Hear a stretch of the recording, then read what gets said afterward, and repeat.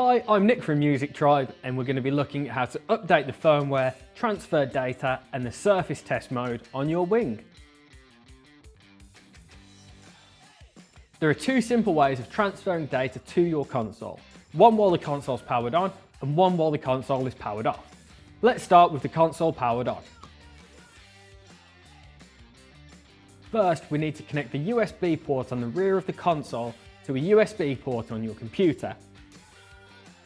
Ensure that you connect to a USB port on your computer, as connecting to a hub can sometimes cause intermittent dropouts. Once connected, we need to go into the setup menu.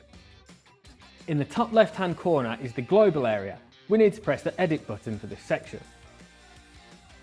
On the right-hand side of the menu is the OS access and the data access options.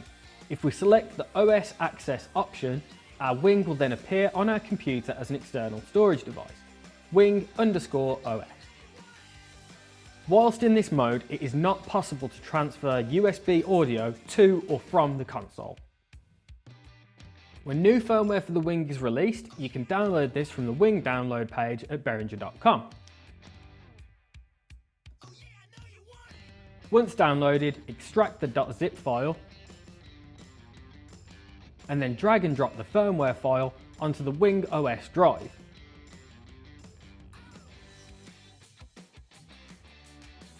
Ensure that you remove the old firmware file from the Wing. Once transferred to the OS drive, the new firmware will boot onto your console. If you engage the data access mode, your Wing will now be recognised by your computer as Wing_data. In this mode, you can transfer snapshots between your computer and your Wing.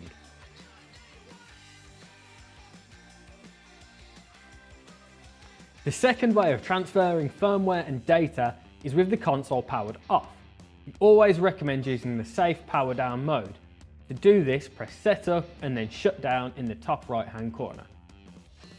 When the console shutdown message appears on screen, you can now use the power switch on the rear of the console. We now need to boot the console in data transfer mode. To do this, push and hold the blank button on the right hand side of the screen and then power the console on. When booting the console in this mode, no lights will illuminate on the panel. However, it will be identified by your computer as Wing OS and Wing Data external drives. The data transfer process in this mode is exactly the same as previously mentioned. Also, when booting in this mode, it is possible to perform a surface test on your console to ensure that all screens and lights are working correctly. To do this, press the View button of a specific section.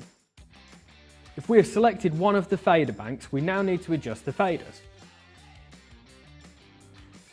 We can also test all buttons in this area to ensure that they are lighting up as they should.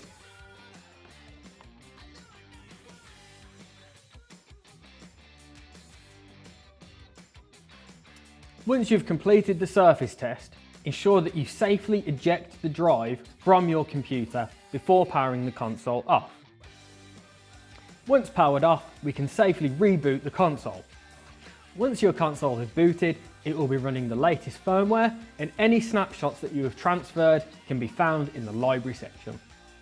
Thanks again for watching this video, and make sure that you like and subscribe to this channel so that you are notified of any new updates. Thanks again.